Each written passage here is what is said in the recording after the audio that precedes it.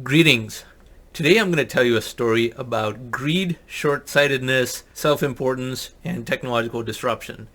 And for that we go to one of my older articles on the futurist, the Atom Award of the month of July 2017. July 2017. So 4.5 years ago. And we click on this chart over here. This was the price of a New York City taxi medallion by year.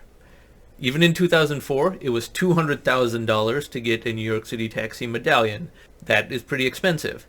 But New York City's Taxi Medallion Authority started to get greedy. They said, hey, we're New York City, no one can compete with us, people have to come here and people have to use taxis, so let's start charging more and more and more. They went from $200,000 to $300,000, $400,000, $500,000, $600,000, even up to $700,000 by 2012. Had they stopped over here, people might have complained but still would have paid the cost. But the New York City Taxi Medallion Authority had to get greedy because they had not faced any consequences yet. They had to get attracted to a round number, even though $1 million is a 42% increase from $700,000. And they decided that we're New York City and we just cannot be replaced and we can pretty much charge anything all the way up to infinity. So they shot it up to $1 million. $700,000 to $1 million. And therefore from 2004 to 2013, they went from $200,000 to $1 million.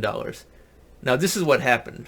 This became a gigantic delta between what is technologically possible and what a monopolistic incumbent vendor was able to charge. When taxis are this expensive in New York City, there was an opportunity for a startup by the name of Uber to provide a much more high-tech service and to do so at low cost, given that all these non-taxi drivers also have cars and open capacity that they could potentially take passengers along in. And being more high-tech, it had a lot of other advantages, such as the identity of both the driver and passenger are known. There's a record of rides. The driver and passenger can actually give ratings for each other, and if you leave something in an Uber car, you can actually contact your previous driver and there's some chance you might get it back, whereas with a taxi there's no chance that you'll get your bag or purse or whatever back. And an Uber car is usually a lot cleaner than a taxi, certainly in terms of cigarette smoke in the upholstery and things like that. So Uber was just better in every possible way, but it was not artificially overpriced because of the Taxi Medallion Authority exploiting the taxi drivers. That's what was going on. The taxi drivers were angry at Uber, but when in fact they should have been angry at the Taxi Medallion Authority that is just charging more and more for an inert right, the privilege to be a taxi driver in New York City. So then what happened is that taxis started to lose demand and the price fell so quickly back down to $200,000 even now 13 years later in 2017, and now they cannot even sustain a price that they had in 2004. Had they not gotten so greedy, they would not have created such a large delta of cost advantage that a startup like Uber could exploit. And this affected cities that even did not get greedy over the world. New York City is big enough that once Uber generated enough momentum within New York City, Uber became usable all over the world. Whether San Francisco, Singapore, or Sao Paulo, Uber started to take root over there. So even if the taxis in those cities were not expensive, they got outcompeted by Uber because New York City created a laboratory in which Uber could get enough momentum to spread over the world. And they created a standardized experience through Uber. So now if you go to any city in the world, you know exactly what to do. You don't have to learn about the little tricks of the particular taxis of those cities. You don't really have to worry about being ripped off for the most part. That's much less of a risk under Uber than under taxis in a foreign country. All these little advantages started to stack up. And now taxis are a thing of the past.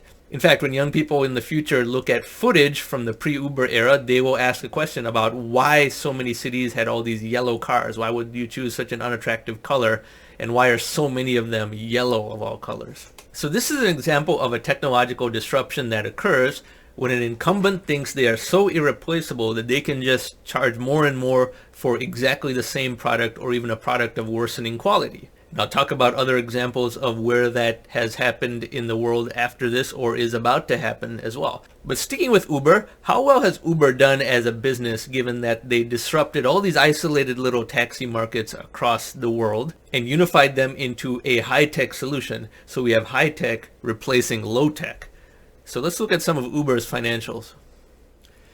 This will all be in the description box below, of course. But this is Uber's revenue by year. Even in 2014, not that long ago, the revenue was virtually nothing. It has grown, grown. And 2020 was 11.1 billion of revenue. In 2021, it's going to be a lot more than that as well. 2020 is lower than 2019, of course, because of the COVID-19 crisis. But 2019 was 14.1 billion. This is quarterly revenue taking the first 3 quarters of 2021. As you can see, it has exceeded its pre-COVID high, even though people are using Uber less and less because they're working from home and more things are done over Zoom. So despite the telework and Zoom revolution replacing some demand of all ground transportation, including Uber, Uber still is rising in revenue. So this is the anatomy of a high-tech disruption. You get rapid growth when you convert something very low-tech, a taxi medallion, into something high-tech, an Uber ride platform that collects a lot of data around taxi rides all over the world and even gives people information about traffic jams and accounts for that in surge pricing and all that. So the implementation of so many different types of data has been a tremendous productivity gain for all participants, and Uber is continuing to do well even in a post-COVID world, as we can see. Now, going back to the previous chart, what other examples in the world might there be of an incumbent, a low-tech incumbent, thinking it can charge more and more for a product or service that is the same in quality or even declining in quality? Well, one that we saw was OPEC and the price of oil. They believed that since the whole world was using oil and the sellers of oil were relatively few and completely irreplaceable, they could just charge more and more. And from 2007 to 2014, for the most part, the price of oil was $110 a barrel. That, however, created so much of a delta, very similar to what we see here with Uber and Taxi Medallions, that alternatives to the import of oil from OPEC started to emerge. The first of these was hydraulic fracturing, where the United States had just 2 states that were able to do horizontal drilling and access oil that could not have been accessed before. This increased the supply of world oil production by just 3% or so. And that was enough to make the price of oil fall by half, which I very famously predicted, as I detail in this video over here. And to this day, it is still not able to get anywhere close to its all-time high. For all the talk of inflation that we hear, oil today is about $70 a barrel, whereas its record high of $147 a barrel was way back in 2007. So 14 years later, it's half the price. So much for inflation. And the other very analogous example that we see is higher education, where the price is rising more and more and more, whereas the quality of true education delivered, one could generously say that it is not increasing, but the truth is that it's declining very, very rapidly. Standards are being lowered while price is rising.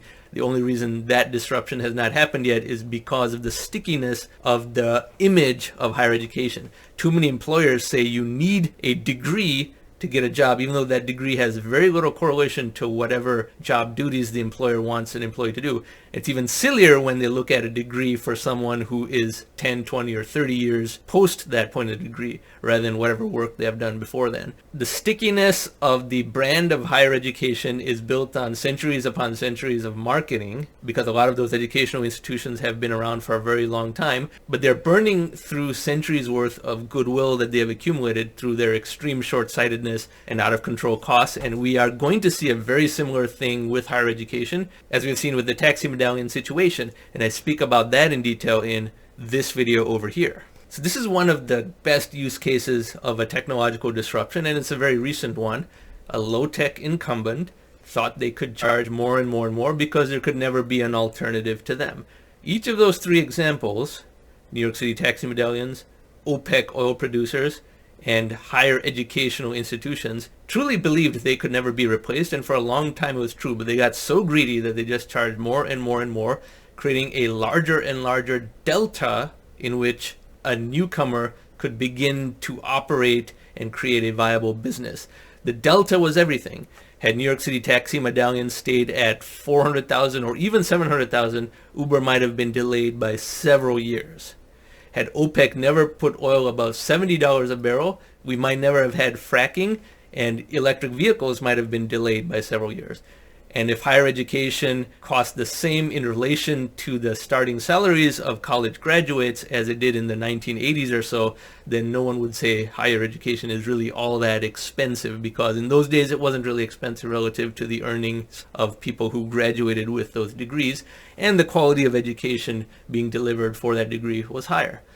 But that is why we are seeing very predictable disruptions occur. That's why I was so easily able to predict the shatter point of oil prices, and that is why the higher education bubble is one of the next big disruptions to occur. And there's many others that I speak about on this channel, so I just spoke about 3 examples in this particular video because we don't want this video to be too long.